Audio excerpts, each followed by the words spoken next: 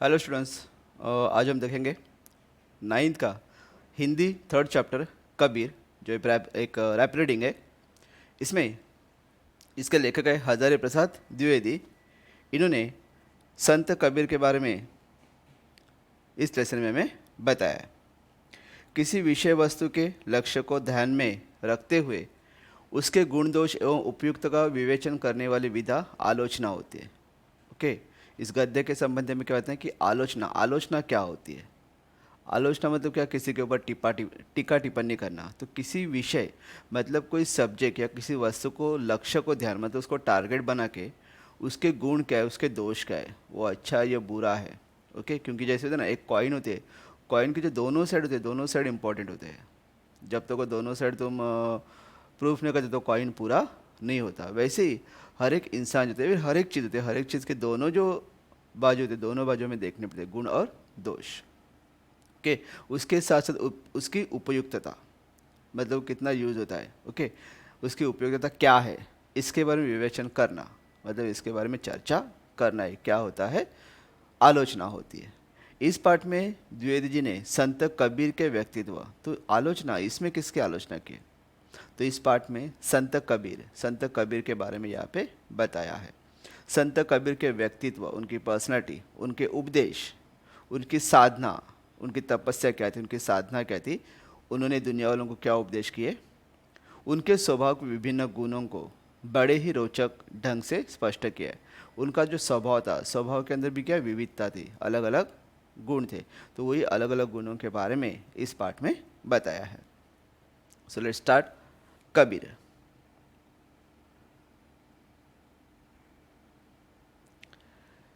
कहा जाता है हिंदी साहित्य के हजारों वर्षों के इतिहास में कबीर जैसा व्यक्तित्व लेकर कोई लेखक उत्पन्न नहीं हुआ। महिमा में यह व्यक्तित्व केवल एक ही प्रतिद्वंदी जानता है, तुलसीदास। परंतु तुलसीदास और कबीर के व्यक्तित्व में बड़ा अंतर है। क्या कहते हो, हिंदी साहित्य के हजारों वर्षों के इतिहास, हिंदी साहित्य का जो इतिहास है, जो हिस्ट्री हजारों सालों की हिस्ट्री है। ओके, लेकिन इसमें कबीर जैसा व्यक्तित्व, कबीर जैसी पर्सनैलिटी लेकर कोई लेखक उत्पन्न नहीं हुआ है। मतलब कबीर जितने महान थे या कबीर ने जो लेख लिखे वैसा लेखक वापस कभी उत्पन्न पैदा हुआ ही नहीं। महिमा में, महानता में ये व्यक्तित्व जो पर्सनैलिटी है, क्योंकि ये जो इंसान है, ये इंसान केवल एक ही प्रतिद्वंदी जानता है। मतलब इनको एक ही इंसान था जो इनको टक्कर दे सकता था, और वो थे तुलसीदास। परंतु तुलसीदास और कबीर के व्यक्तित्व में बड़ा अंतर था। दोनों का व्यक्तित्व महान है, तुलसीदास का भी और कबीर का भी। कबीर भी अपने जीवन में उतने महान थे जितने तुलसीदास है। लेकिन फिर भी दोनों का जो व्यक्तित्व है, दोनों के व्यक्तित्व में अंतर है। दोनों की महानता, दोनों के स्वभाव में क्या है, बहुत अंतर है। यद्यपि दोनों ही भक्त थे, परंतु दोनों स्वभाव, संस्कार और दृष्टिकोण में एकदम भिन्न थे। यद्यपि इनफैक्ट दोनों क्या है, भक्त है, भगवान के भक्त है। भगवान के ऊपर उनको भरोसा था, भगवान के प्रति उनके मन में श्रद्धा है। लेकिन तुलसीदास और कबीर का जो व्यक्तित्व है, जो संस्कार है, उनके जो स्वभाव है, जो संस्कार है, और किसी भी चीज़ को देखने का जो नज़रिया है, जो दृष्टिकोण है, वो दृष्टिकोण अलग अलग है। दोनों के भिन्न भिन्न है। एक ही इंसान, जैसे बोलते हैं ना कि हर एक इंसान का हर एक चीज़ को देखने का अपना दृष्टिकोण क्या होता है, अलग होता है। जो भूखा है, ओके, जो भूखा इंसान होता है उसके लिए चोरी करके खाना, मतलब किसी भी तरह से उसकी भूख है, भूख को मिटाना चाहता है। सही या गलत उसको पता नहीं है, उसके सामने एक ही उद्देश्य है कि उसकी भूख मिटानी है। लेकिन चोरी करना क्या है, पाप है। क्योंकि मुझे दो वक्त की रोटी मिले, इसलिए मेरे हिसाब से चोरी करके खाना पाप है। जो सामने से चला, जो पेट के लिए चोरी कर रहा है, तो उसके हिसाब से वो क्या है, पुण्य का काम, मतलब अच्छा काम है। तो हर एक इंसान का दृष्टिकोण जो होता है, दृष्टिकोण क्या होता है, अलग अलग हो सकता है। वैसे ही तुलसीदास और कबीर भले ही दोनों क्या है, भक्त है, लेकिन भक्त होने के बाद भी भक्ति को या श्रद्धा को देखने का उनका दृष्टिकोण है, वो दृष्टिकोण अलग अलग हो सकता है। मस्ती, फक्कड़ना स्वभाव और सब कुछ ही झाड़ फटकार कर चल देने वाले तेज ने कबीर को हिंदी साहित्य का अद्वितीय व्यक्ति बना दिया। देखो, कबीर का स्वभाव है मस्ती। मस्ती मतलब क्या कि कल के बारे में, मस्त कलंदर, कल के बारे में, भविष्य के बारे में कभी सोचा नहीं है। जो बीत गया उसके बारे में भी कभी सोचा नहीं। आज क्या है, प्रेजेंट में क्या है, ओके, हमेशा प्रेजेंट में जीने वाले। फक्कड़ाना स्वभाव, फक्कड़ाना स्वभाव मतलब क्या, किसी भी बात की चिंता नहीं है, सब कुछ ही झाड़ फटकार कर, सब कुछ मतलब मोह माया से दूर। ओके, सब कुछ उन्हें छोड़ दिया था, चल देने वाले तेज नहीं। ये जो गति या फिर ये जो उनका स्वभाव था, उस स्वभाव की वजह से कबीर को हिंदी साहित्य का अद्वितीय, अद्वितीय मतलब क्या, कि इनके जैसा और कोई नहीं हो सकता। ओके, सो इनको अद्वितीय बना दिया।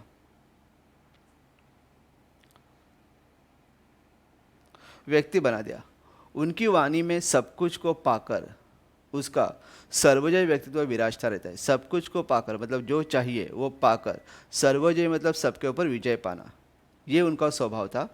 उसी ने कबीर की वाणी में अनन्य साधारण जीवन रस भर दिया, और यही जो उनका स्वभाव था, इसी स्वभाव की वजह से उनकी वाणी मतलब उनकी जो बोली थी, जिस तरह से उपदेश देते, जो बातें करते थे, तो इसमें जीवन रस, जीवन का रस, जीने के लिए ज़रूरी क्या है वो उन्हें भर दिया।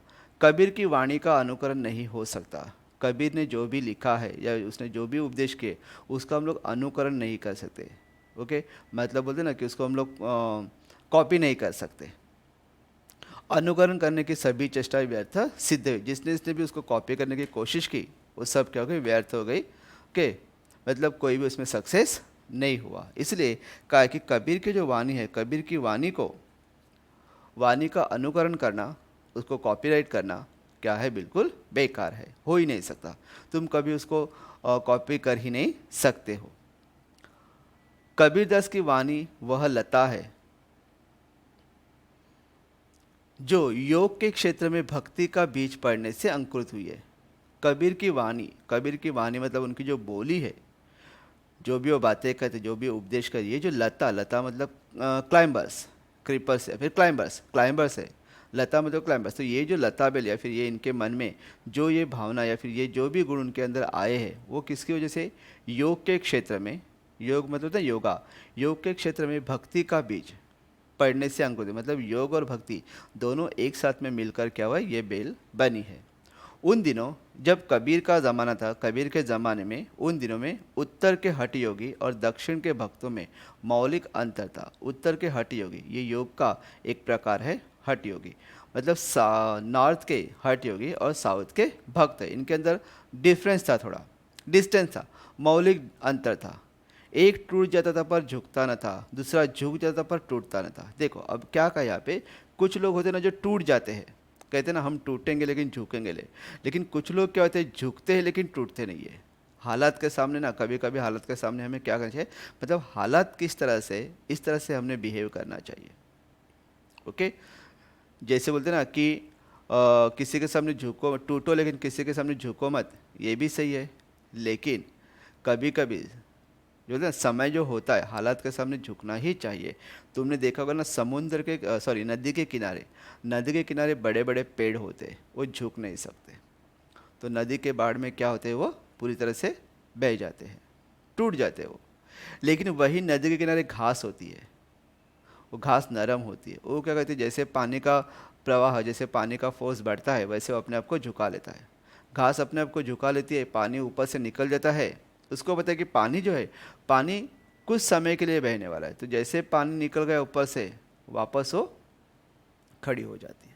तो समाज में कुछ लोग ऐसे भी होते हैं जो हालात के, उनको पता नहीं कि जो संकट है, संकट क्या 24 घंटे या फिर पूरा लाइफ टाइम रहने वाला नहीं है, तो कुछ समय है संकट का, ये भी निकल जाएंगे, बैड पैच है, ये भी निकल जाएंगे, तो उस समय वो अपने आप को झुका लेते हैं, और जैसे ही संकट निकल गए, वापस क्या होते, खड़े हो जाते। तो इस तरह से दोनों में ये फर्क था। एक के लिए समाज की ऊंचे नीचे भावना मजाक और आक्रमण का विषय था, दूसरे के लिए मर्यादा और स्मृति। देखो दोनों में क्या कहता है, एक के लिए समाज की ऊंच नीचता, ऊंच नीच मतलब ना कम, ये ऊंचे लोग नीचे लोग, जाति भेद, जाति भेद जो है भावना मजाक और आक्रमण का विषय था, मतलब उसका मजाक उड़ाना। ओके, तो दूसरे के लिए मर्यादा और स्फूर्ति, लिमिटेड, कुछ लिमिट थे, और स्फूर्ति स्मृति मतलब से उसको प्रेरणा मिलती थी। संसार में भटकते हुए जीवों को देखकर करुणा के अश्रु में वे कातर नहीं हो आते थे, बल्कि और भी कठोर होकर उसे फटकार बताते थे। देखो एक क्या है, संसार में भटकते हुए जीव, भटकते हुए जीव मतलब क्या, तुम्हें पता ना कि हमारे दुनिया में, हमारे इस इंडिया में कुछ जाति है जो जिनको हम लोग भटकी जमात कहते हैं, जो भटकते रहते, मतलब उनका कोई एक गांव नहीं होता, उनकी कोई एक जगह नहीं होती जहाँ पे वो रुक सके। तो ऐसे जो भटकते जीव है, उन जीवों को देखकर करुणा मतलब दया के अश्रु वे कातर नहीं हो जाते। दया के अश्रु मतलब दया के अश्रु उनके आंखों से निकलते नहीं थे, बल्कि वो और कठोर होते थे और फटकार बताते। फटकार मतलब क्या, उनको सुनाते थे कि तुम अपना प्रोग्रेस क्यों नहीं कर सकते, हमेशा तुम दूसरों के ऊपर डिपेंड क्यों रहते हो। इंसान हमेशा दूसरों के ऊपर ये अवलंबित क्यों होता है, डिपेंड क्यों होता है, हम स्वावलंबी क्यों नहीं होते। तो उनको स्वावलंबन की बातें बताते। वे सर्व जगत के पाप को अपने ऊपर लेने की वांछा से ही विचलित नहीं हो पड़ते, बल्कि और भी कठोर और शुष्क होकर सूरत और वीरत का उपदेश देते। तो दूसरे कैसे है कि दुनिया का जो पाप है, दुनिया का पाप अपने ऊपर लेने की वांछा मतलब इच्छा, इच्छा से विचलित नहीं होते थे। ओके, वो विचलित ही नहीं होते थे, बल्कि इनफैक्ट वो क्या करते थे, और भी कठोर और शुष्क। कठोर मतलब एकदम रूढ़, ओके, रूढ़ होते थे और सूरत और वीरत का उपदेश देते। ओके, संसार में भरमने वालों पर दया कैसे, मुक्ति के मार्ग में अग्रसर होने वालों को आराम का। देखो, संसार में भरमने वालों पर मतलब क्या कि जो दूसरों के ऊपर डिपेंड होते हैं हमेशा, ओके, उनके ऊपर दया कैसी करनी है। हमेशा जो दूसरों के ऊपर डिपेंड है उनके ऊपर दया करके, क्योंकि वो अपना प्रोग्रेस करना ही नहीं चाहते, तो उनको कभी दया मत करो। क्यों मालूम है, जैसे कहा जाता ना कि अगर तुम्हारे सामने कोई भिखारी आता है तो उसको भिक्षा में पैसा मत दो। क्यों मालूम है, क्योंकि फिर उसको आदत पड़ जाती है। उसको काम दो, काम दो, काम करने के बाद उसको पैसा दो।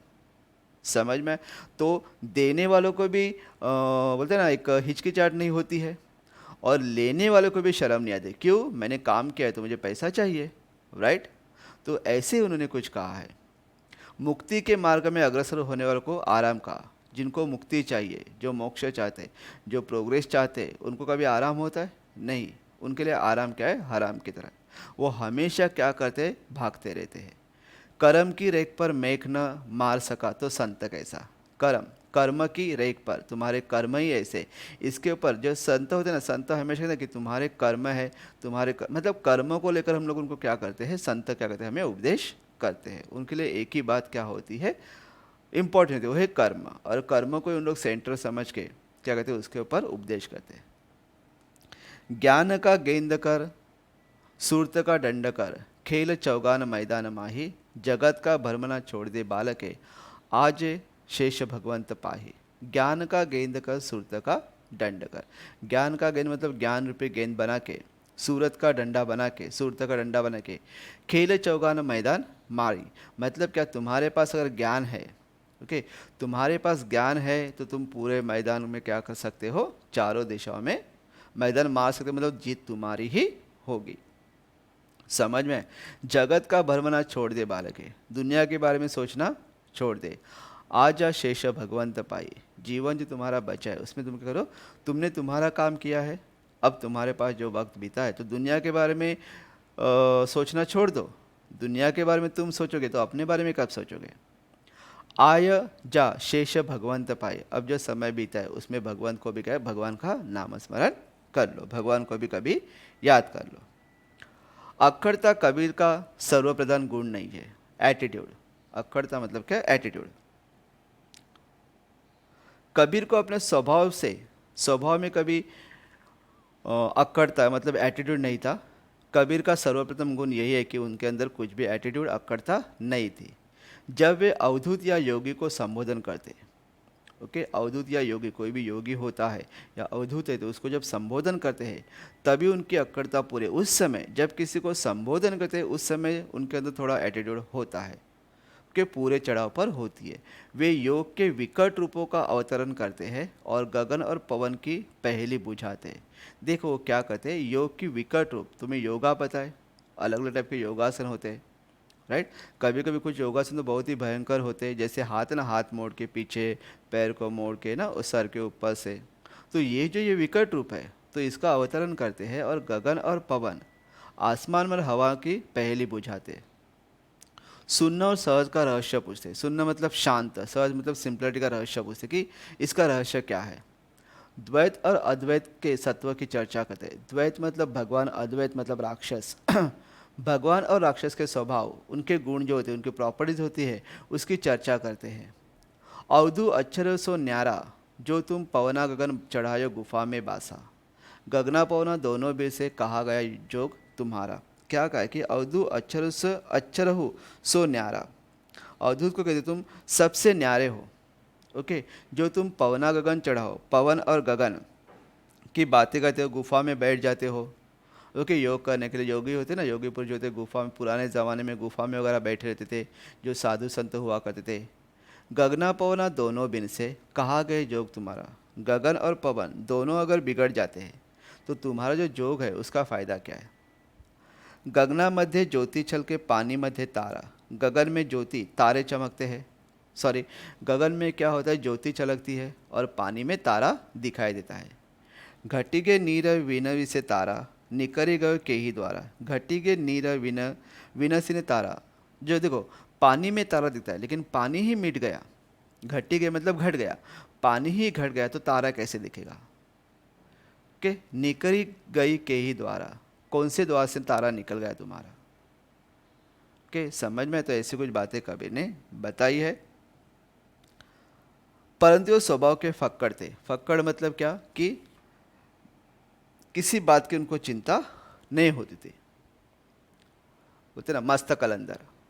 अच्छा हो या बुरा, खरा हो या खोटा, जिससे एक बार चिपट गए उससे जिंदगी भर चिपटे रहो रहो, यह सिद्धांत उन्हें मान्य नहीं था।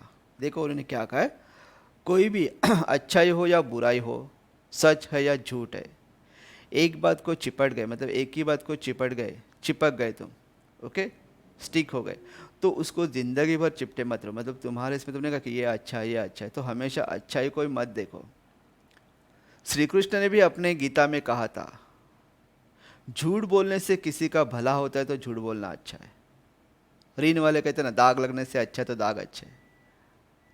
ओके, दाग लगने से कुछ अच्छा होता है तो दाग अच्छे हैं। मतलब क्या, हमेशा अच्छा अच्छा नहीं, कभी कभी बुराई के बारे में भी, कभी कभी बुराई भी कभी कभी क्या होती है, अच्छाई होती है। एक की बुराई दूसरे के लिए अच्छाई हो सकती है। खरा हो या खोटा, यह सिद्धांत उन्हें मान्य नहीं था कि एक ही बात को लाइफ में लेकर चलो। वे सत्य के जिज्ञासु थे और कोई मोह माया ममता उन्हें अपने मार्ग से विचलित नहीं कर सकती थी। सत्य के जिज्ञासु मतलब सत्य को जानना चाहते थे, हमेशा सच्चाई को जानना चाहते थे, और कोई मोह माया, कोई भी अट्रैक्शन, मोह, ममता, प्यार उन्हें अपने मार्ग से विचलित नहीं कर सकती थी। वे अपना घर जलाकर, हाथ में मुराड़ा लेकर, मुराड़ा मतलब मशाला, उन्होंने अपना घर जलाया और वही मशाल लेकर निकल पड़े और उसी को साथी बनाने को तैयार थे जो उनके हाथों अपना भी घर जलवा सके। मतलब क्या, उन्होंने अपनी गृहस्थी, अपनी सब घर बार छोड़ के वो निकल गए थे। मतलब इसमें अगर तुम्हें निकलना है, इस राह पर निकलना है, तो उन्होंने क्या कहा कि अपना घर बार सब तुम्हें छोड़ना पड़ेगा, सब छोड़कर निकल आओ। और वो उसी को साथी बनाना चाहते थे तो जो उनके जैसा कर सके। मतलब तुम अपना घर बार अगर छोड़ना चाहते हो, छोड़ सकते हो तो ही मेरे साथ में हो। किसी के ऊपर उन्होंने ज़बरदस्ती नहीं की, समझ में ना। उन्होंने क्या कहा कि अगर तुम कर सकते हो तो मेरे साथ जुड़ो, अगर नहीं कर सकते तो मत जुड़ना। फिर ये मत कहना कि तुमने कहा और हमने किया। ओके, इसलिए उन्होंने क्या कहा है, हम घर जारा अपना लिया मुराड़ा हाथ, जारा मतलब जलाया, हम घर जारा अपना लिया मुराड़ा हाथ, अब घर जारो तासु का तो चले हमारे साथ। उन्हें कि हमने अपना घर जलाया है और मुराड़ा मशाल लेके हम निकल पड़े। इस राह पर निकलने के जो मशाल की ज़रूरत थी तो मैंने अपना घर जलाया। अब घर जारो तासु का, तासु का मतलब तुम्हारा, अब तुम अपना घर जलाओ और अपना घर जलाने के बाद ही मेरे साथ तुम चल सकते हो। ओके, मतलब क्या कि जैसे मैंने अपनी गृहस्थी छोड़ी है वैसे तुम अपनी गृहस्थी छोड़ने के लिए तैयार हो तो ही तुम हमारे साथ, मेरे साथ चल सकते हो, मेरे साथ हो सकते हो।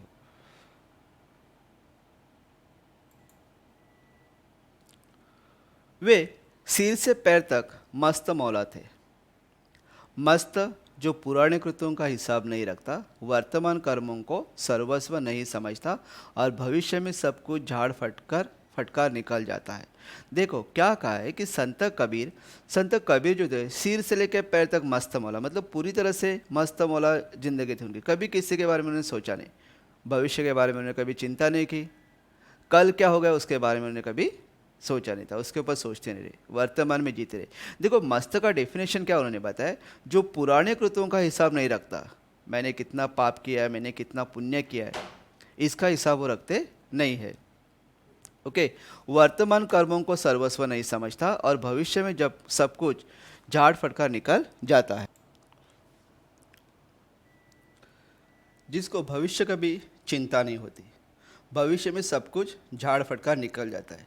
देखो हमारे कर्म जो थे, हम लोग कहते हैं ना कि हमारे कर्म की वजह से हमारे जैसे कर्म होते हैं वैसे हमें क्या मिलती है, उसकी सज़ा मिलती है। समझ में आया?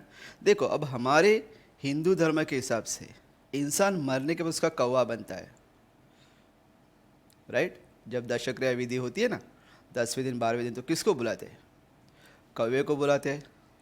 ओके, तो जो महान लोग जो मर गए उनका भी तो कौवा ही हुआ ना, और जो दुष्ट मर गए उनका भी कौवा ही हो गया। मतलब क्या, इंसान के मरने के बाद उसको मिलने वाला जन्म कौन सा है? कौवे का जन्म। मतलब तुम पुण्य करो या पाप करो, मरने के बाद तुम्हें कौवा ही बनना है, ब्लैक कलर का, राइट। तुम्हारे वर्तमान कर्मों से, तुम्हारा जो वर्तमान कर्म है उससे तुम्हें भविष्य में अच्छा ये मिलेगा, इसके बाद इसको कबीर मानते नहीं थे। तुम्हारे आज के कर्म क्या है? ओके, भविष्य में सब कुछ छोड़ छाड़ कर निकल जाते हैं, भविष्य के लिए कुछ रखते नहीं है। भविष्य किसने देखा है? तुम्हें पता था तुम्हारा भविष्य क्या है। इस साल जब काल निर्णय कैलेंडर मेरे घर पे आया तो मैंने पूरे साल की राशि पढ़ी थी। अप्रैल में, मार्च में ये होने वाला है, फरवरी में तुम्हारी लाइफ में ये होने वाला है, जून में ऐसा है, मई में ऐसा है। क्या हुआ? कोरोना आया, सबको घर में बिठा दिया।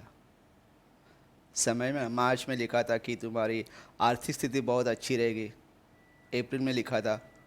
ओके, कहाँ पे आर्थिक स्थिति स्ट्रांग हो गई? समझ में?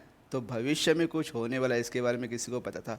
ओके, अब देखो ये जो कोविड-19 की जो बीमारी आई, इसके बाद बहुत सारे ऐसे क्लिप देखने को आए कि इसने ऐसे भविष्यवाणी की थी, ऐसा होने वाला है, वैसा होने वाला है। उसने जब भविष्यवाणी की थी तो मुझे बताओ, ये भविष्य करने वाले सब कुछ होने के बाद ही क्यों सामने आके बताते? सब कुछ होने के बाद ही दुनिया के सामने ये आते हैं कि इन्होंने ऐसे भविष्यवाणी की थी। तब तक इन लोग सामने कभी, इनके फोटो वगैरह कभी सामने आते नहीं। फिर गीता में ऐसे उसने लिख के रखा था, उसने अपने ग्रंथ में ऐसे लिख के रखा था कि 2020 में ऐसा होने वाला है, तो पहले से प्रिकॉशंस क्यों नहीं ले गए? ओके, इसलिए जो भविष्य है, जो भूत है, वर्तमान है, वर्तमान में इंसान जो सामने आया उसको फेस करना चाहिए। ओके, जो दुनियादारी किए कराए का लेखा जोखा दुरुस्त रखता है वह मस्त नहीं हो सकता। कल मैंने क्या किया था, कि मैंने कितने पाप किए, मैंने कितने पुण्य किए, इसका लोखा जोखा रखने वाला मस्त नहीं हो सकता। क्यों? क्योंकि जब पीछे मुड़ के मैंने देखा तो मैंने बहुत सारे पाप किए थे, तो उस पाप के टेंशन में मैं आज का वर्तमान मेरा ख़राब कर रहा हूँ। तो उस पाप को पुण्य में चेंज करने के लिए, ओके, कन्वर्ट करने के लिए मुझे पुण्य करना पड़ेगा। और पुण्य करने तो मैं पुण्य कैसे करूँ, इसका टेंशन मुझे है। समझ में है ना? तो इसलिए कहा है कि जो दुनियादारी का लेखा का दुरुस्त है वो मस्त नहीं हो सकता।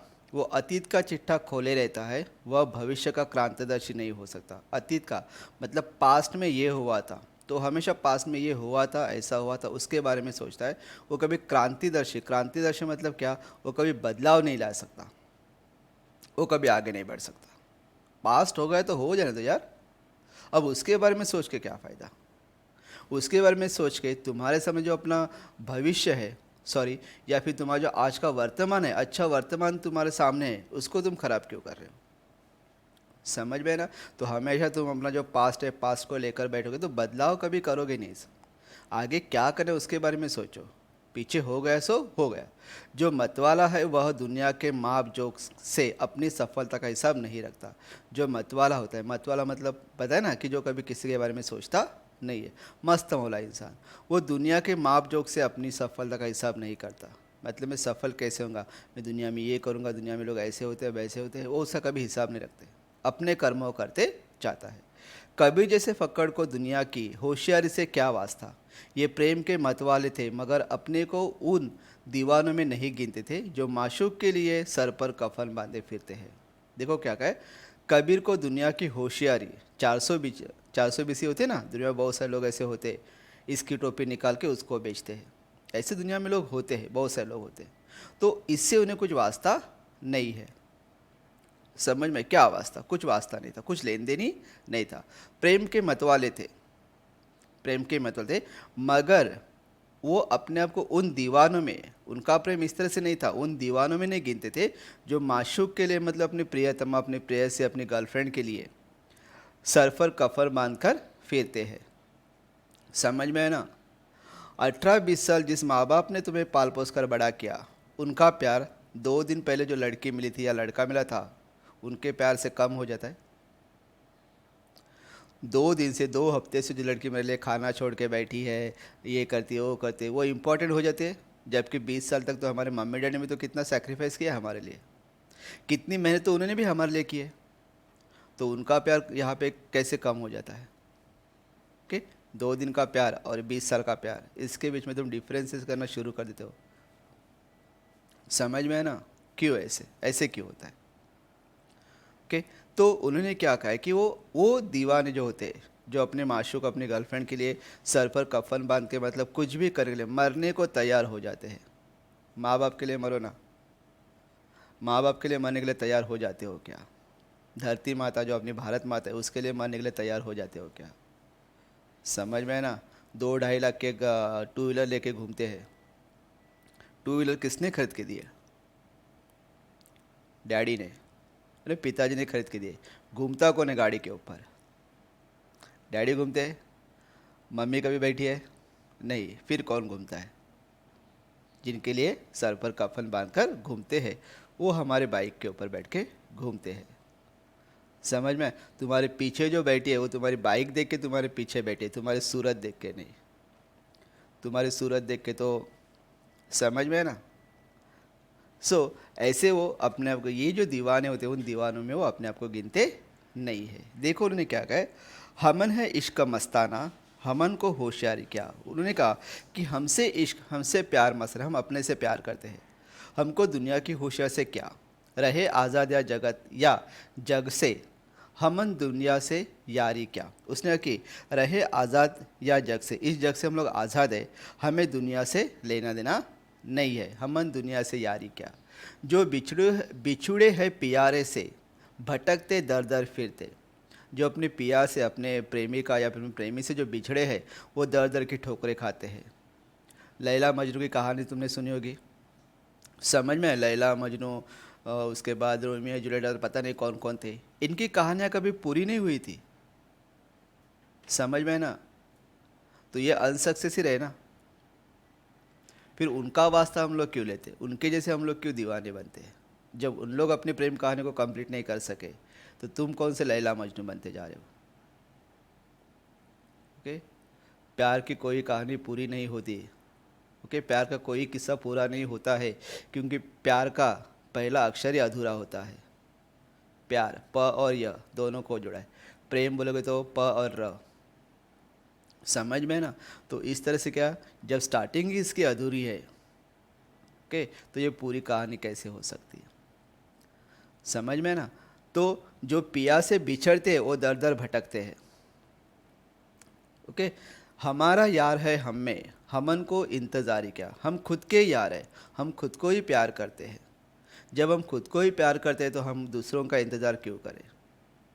4 बजे उसने बुलाया था, 4:30 बज गया, अभी तक नहीं आया, नहीं आई, हम उसका इंतज़ार करके वहाँ पे खड़े हैं।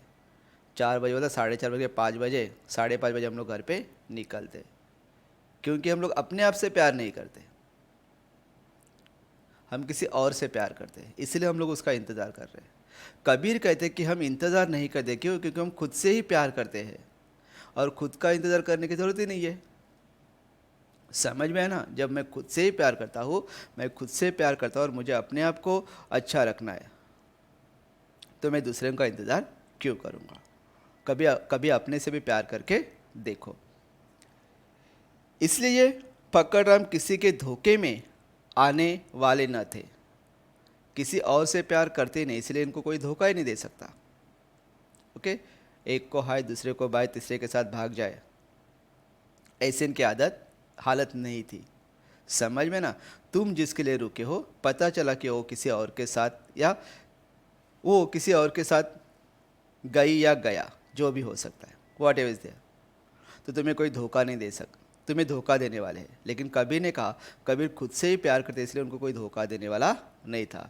दिल जम गया तो ठीक है, और न जमा तो राम राम करके आगे चल गए। हाँ, अगर किसी दिल लगा तो अच्छी बात है, नहीं लगा तो टाटा बाय बाय।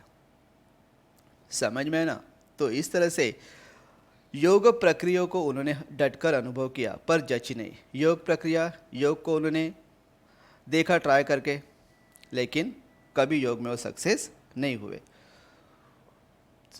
उन्हें यह परवाह न थी कि लोग उनकी असफलता पर क्या क्या टिप्पणी करेंगे। अगर वो अनसक्सेस रहे, असफल रहे, तो लोग उनके ऊपर क्या क्या बातें करेंगे, उनके बारे में क्या सोचेंगे, उसके बारे में उन्होंने कभी सोचा नहीं। उन्होंने बिना लाग लपेट के, बिना झिझक और संकोच से ऐलान किया था। देखो उन्होंने क्या ऐलान किया, बिना लाग लपेट, बिना कोई शर्म, बिना झिझक, बिना संकोच ने ऐलान किया, आसमान का आसरा छोड़ प्यारे, उल्टी दे घट अपनी जी। तुम अपने में आप तहकीक करो, तुम छोड़ो मन की कल्पना जी। देखो उन्होंने क्या कहा है, आसमान अर्थात गगन, चंद्र की परम ज्योति, आसमान का आसरा छोड़ प्यारे, आसमान के तारे जो है, उन तारों के ऊपर रहना छोड़ दो, उनके सहारे ना छोड़ दो। अपनी देख घट उल्टी देख घट अपने जी, अपने आप को गिरेबान, अपने गिरेबान में झांक के देखो। तुम अपने आप में तहकीक, अपने आप में ढूंढो, तुम्हारे अंदर क्या ताकत है, तुम्हारे अंदर क्या शक्ति है, उसमें ढूंढो। तुम छोड़ो मन की जो कल्पनाएं है, आसमान के जो तारे हैं, जो मन की कल्पना है, मन की कल्पना को छोड़ दो। मन की कल्पनाओं को छोड़कर अपने अंदर तहकीक करो। तहकीक मतलब क्या? तलाश। तहकीक मतलब अपने अंदर तलाश करो, तुम क्या हो उसे ढूंढो। तुम कल्पना मत करो मैं ये बन जाऊंगा, वो बन जाऊंगा। पहले अपने अंदर आपको ढूंढो कि तुम हो क्या। आसमान अर्थात गगन, चंद्र की परम ज्योति, जो वस्तु केवल शारीरिक व्यायाम और मानसिक ज्ञान दमादि का साध्य है, वह परम सत्य नहीं हो सकती। क्या कहा? जो वस्तु केवल शारीरिक व्यायाम, फिजिकल वर्कआउट, एक्सरसाइज और मानसिक श्रम दमादि, ओके, मन जो है, मन की शांति का साध्य है, वह परम चरम सत्य नहीं हो सकती, वो 101% सत्य नहीं हो सकता। केवल शारीरिक और मानसिक कवायद से दिखने वाली ज्योति जड़ चित्त की कल्पना मात्र है। शारीरिक और मानसिक कवायद मतलब तुम क्या करते हो? एक्सरसाइज करते हो। तुम एक्सरसाइज करके तुम्हारी जो ताकत, तुम्हारी मसल्स वगैरह बनते हैं, वो क्या है? एक कल्पना मात्र है। तुम्हारे मन के अंदर जो शक्ति है, वो मन के अंदर की शक्ति स्ट्रांग होनी चाहिए। समझ में है ना? कल्पना है बाह्य है, कबीर ने कहा। और आगे चलो, केवल क्रिया बाह्य है, ज्ञान चाहिए। जैसे कहते हैं ना कि शक्ति से युक्ति श्रेष्ठ होती है। तुम्हारे मसल्स, ओके, तुम्हारे मसल्स ऐसे स्ट्रांग है, ये सब कुछ, तो उससे कुछ नहीं होगा, ये बाह्य है, ये दिखावा है सब कुछ। कबीर ने कहा कि आगे चलकर उन्होंने कहा, केवल क्रिया बाह्य है, ज्ञान चाहिए, तुम्हें नॉलेज होना चाहिए। खाली किसी को देखकर किसी को कॉपी करते हो तो ये सब झूठ है। ओके, बिना ज्ञान के योग व्यर्थ है। कोई कर ऐसे तुम ज्ञान मतलब तुम्हें अगर योग करना है, योगा करते हो, उसके तुम्हें नॉलेज मतलब अगर तुम ट्रेनिंग लेते हो तो जिसको अच्छी तरह से योगा आते हैं उसके पास ही तुमने ट्रेनिंग लेनी चाहिए। तुम्हें पूरा ज्ञान होना चाहिए। बुक में पढ़ के या फिर ये करके एक्सरसाइज करके योगा नहीं होती है। ओके, उसके लिए तुम्हें नॉलेज होना चाहिए। अगर तुम्हारे पास ज्ञान है तो ही योगा में तुम टिक सकते हो, वरना योगा, किसी ने कहा कि ऐसे योगा करते हैं, वैसे योगा करते हैं, किसी के कहने पर, किसी के दिखावे पर मत जाइए। ओके, जब तक तुम्हें पूरा ज्ञान नहीं मिला तब तक योगा करना क्या है? बेकार है, तुम्हारे हेल्थ के लिए, तुम्हारे लिए अच्छा नहीं है। कबीर की यह घर फूक मस्ती, फक्कड़ना, लापरवाही और निर्मम अखंडता उनके अखंड आत्मविश्वास का परिणाम थी। ये जो ना कबीर की घर फूक मस्ती, घर फूक मस्ती मतलब घर बार छोड़ देना, ओके, मस्त मौला बनना। फक्कड़ना स्वभाव, फक्कड़ना स्वभाव मतलब किसी को भी कुछ भी कह देना, किसी के बारे में कुछ सोचना नहीं है। लापरवाही, ओके, केयरनेस और निर्मम अखंडता उनके अखंड आत्मविश्वास का परिणाम है। उनके अंदर जो आत्मविश्वास था जो एक कॉन्फिडेंस था उनके अंदर, उस कॉन्फिडेंस की वजह से उनके अंदर ये सब बातें आई थी। अगर उनके अंदर कॉन्फिडेंस नहीं होता तो ये सब बातें उनके अंदर नहीं आती। उन्होंने कभी अपने ज्ञान को, अपने गुरु को और अपनी साधना को संदेह की नज़रों से नहीं देखा। उनका जो ज्ञान मतलब उनके पास जो नॉलेज है, उनके जो गुरु है या उनकी जो साधना है उसके ऊपर उन्होंने कभी संदेह नहीं किया, मतलब शक नहीं किया कभी, है ना, कि ये अच्छा नहीं हुआ, मेरे गुरु अच्छे नहीं थे इसके लिए मैं सक्सेस नहीं हो सका, या फिर मेरी साधना ठीक से नहीं थी इसके लिए मैं सक्सेस नहीं हो सका। ओके, उन अपने प्रति उनका विश्वास कभी भी डिगा नहीं। अपने प्रति मतलब खुद के प्रति उनका जो विश्वास था वो कभी कम नहीं हुआ, वो कभी उससे विचलित नहीं हुए। कभी गलती महसूस हुई तो उन्होंने एक क्षण के लिए भी नहीं सोचा कि इस गलती के कारण वे स्वयं हो सकते हैं। बाय मिस्टेक अगर उनसे कभी गलती हो जाती है, कोई मिस्टेक हो भी जाती है, तो उस मिस्टेक को, उस गलती को वो अपने आप को, गलती कर अपने आप को, स्वयं को, उन्होंने कभी ऐसे सोचा ही नहीं था कि ये गलती मेरी वजह से हुई है, इस गलती के लिए मैं खुद स्वयं में इसके लिए कारण हूँ, ऐसा उन्होंने कभी सोचा नहीं। उनके मत से गलती बराबर प्रक्रिया में होती थी, मार्ग में होती थी, साधना में होती थी। गलती जो होती है, गलती एक ही इसकी वजह से गलती नहीं, जैसे एक ही हाथ से ताली नहीं बजती है, वैसे गलती जो होती है वो गलती एक ही की वजह से, एक इंसान की वजह से, एक क्रिया से नहीं होती है, वो बराबर की प्रक्रिया है, बराबर के मार्ग है और साधन में होती है। देखो तुम्हें गाड़ी चलानी अच्छी आती है, राइट, लेकिन सामने जो गाड़ी चलाता हुआ आ रहा है वो गलती नहीं कर सकता, इसकी गारंटी क्या है? मतलब गलती जो हुई है उस गलती तुम्हारी वजह से नहीं हुई है, हो सकता है कि उसकी वजह से गलती है। तो अगर नहीं होनी है तो दोनों के विचार एक जैसे होने चाहिए। सामने वाला इंसान भी पिया हुआ नहीं है और वो अच्छी तरह से गाड़ी चला रही है तो एक्सीडेंट होगा ही नहीं, लेकिन वो आदमी अगर पिया हुआ या वो सही ढंग से गाड़ी नहीं चला रहा है तो गलती उसकी है, राइट। वे वीर साधक थे और वीरता अखंड आत्मविश्वास को आश्रय करने करके ही पनपती। वीर साधक, साधना कर में वीर पराक्रमी थे, डरते नहीं थे, और वीरता अखंड आत्मविश्वास को आश्रय करके ही पनपते। और ये वीरता जो है, वीरता कैसे निकलती? अखंड आत्मविश्वास, मतलब तुम्हारा जो कॉन्फिडेंस है उस कॉन्फिडेंस को कभी तोड़ो मत। ये कॉन्फिडेंस अगर तुम्हारे साथ है तो ही तुम्हारे अंदर वीरता आती है, ओवर कॉन्फिडेंस भी नहीं होना चाहिए। ओके, कबीर के लिए साधना एक विकट संग्राम स्थल थी जहाँ कोई विरला शूर ही टिक सकता है। साधना करना, कबीर के हिसाब से साधना करना एक विकट मतलब बहुत ही भयंकर, ओके, एक हार्डवर्क था। ये रास्ता जो है, ये रास्ता इतना आसान नहीं था। ओके, विकट संग्राम, संग्राम मतलब क्या? एक युद्ध के तरह थी जहाँ कोई विरला मतलब कोई बोलते ना एक निराला या फिर 100 में एक आध या थाउजेंड्स में एक आध शूर वहाँ पे टिक सकता है, हर कोई साधना नहीं कर सकता। अगर ऐसा होता तो कबीर के ज़माने में सब साधु बन जाते, सब कवि बन जाते, लेकिन ये जो साधना, ये साधना सबके बस की बात नहीं थी। कबीर जिस साईं की साधना करते थे वह मुफ्त की बातों से नहीं मिलता था। साईं मतलब भगवान, जिस भगवान की वो साधना करते थे वो साधना उनको मुफ्त के बातों से नहीं मिलती। उस राम से सिर देकर ही सौदा किया जा सकता था। वो जो राम है उसको सिर देकर मतलब क्या? वहाँ पे समर्पण करके ही सौदा किया जा सकता था। जैसे कहते ना, कुछ पाना है तो कुछ खोना पड़ता है।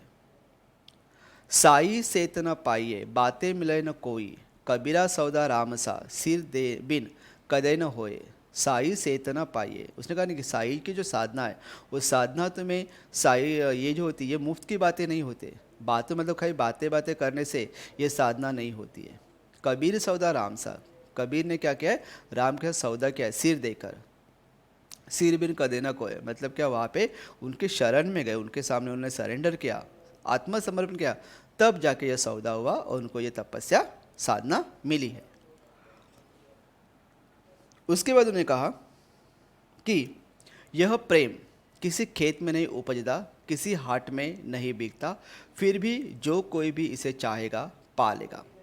प्रेम, लव जिसे हम लोग कहते हैं, अपनापन, लव और अपनेपन में फ़र्क होता है।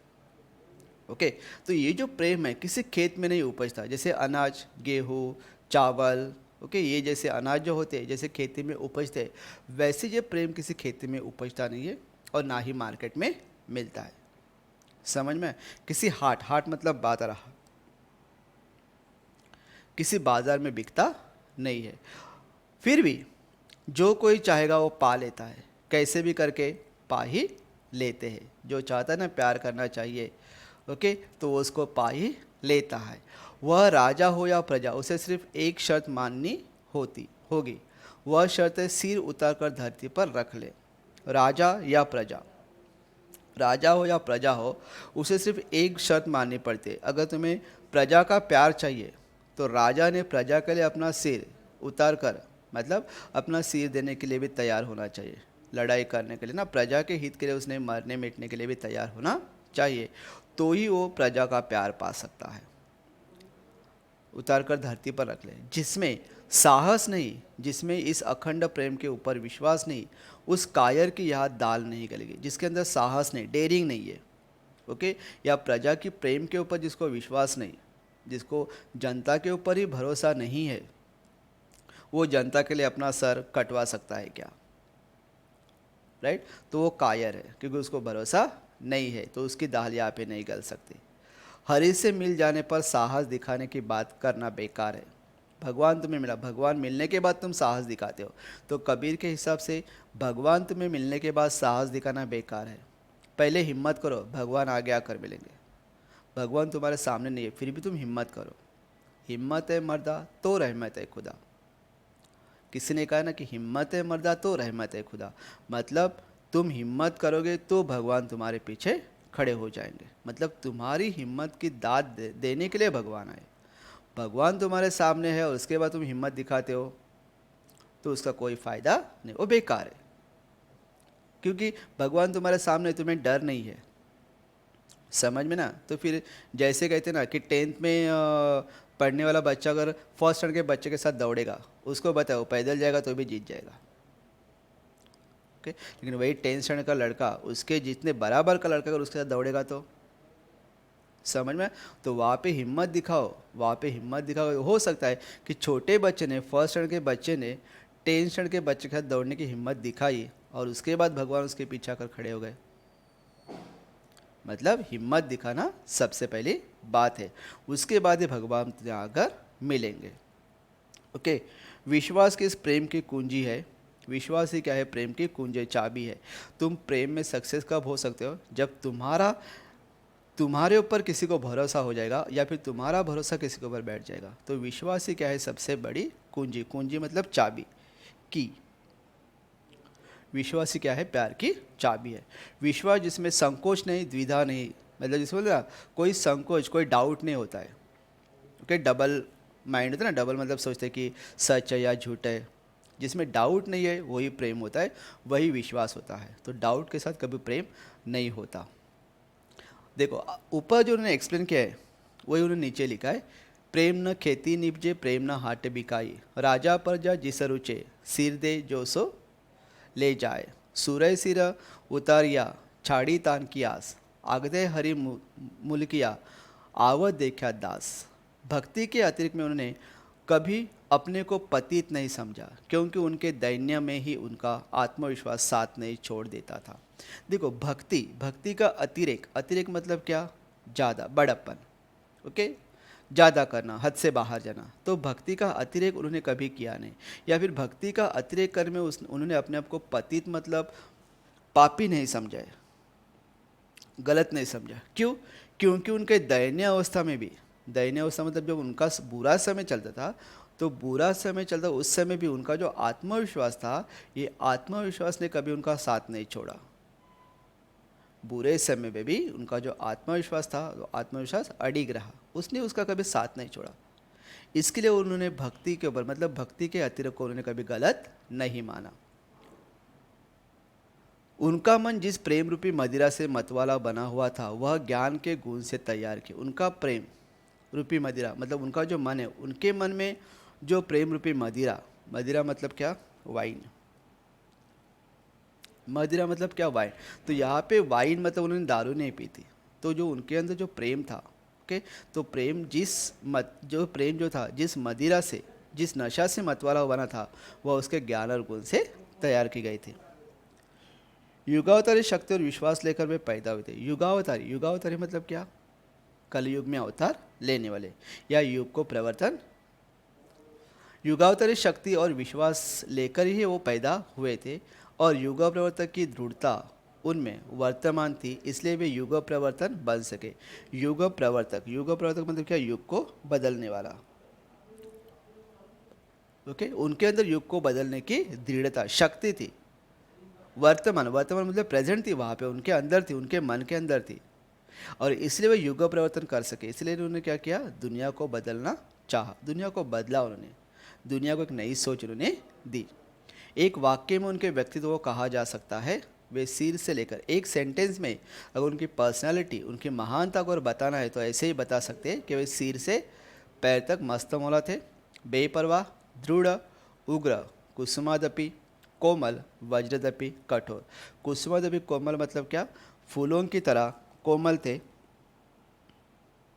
वज्रादपि, वज्र इंद्र का एक वेपन है वज्र, और इस वज्र का किसी के ऊपर, इस वज्र से किसी के ऊपर इंद्र जब आक्रमण करता है तो उससे कोई बच नहीं पाता।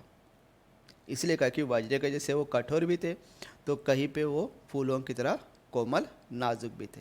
मतलब जहाँ पे कोमलता काम करते वहाँ पे वो कठोर नहीं होते, और जहाँ पे कोमलता काम नहीं करते वहाँ पे वो कठोर भी बन जाते। हालात और सामने वाले इंसान को देखकर वो अपना स्वभाव बदलते थे। तो इस तरह से कबीर के व्यक्तित्व में, ओके, कबीर का व्यक्तित्व, उनकी पर्सनैलिटी, उनका स्वभाव, इसके बारे में इस लेसन में बताया है। Okay, thank you.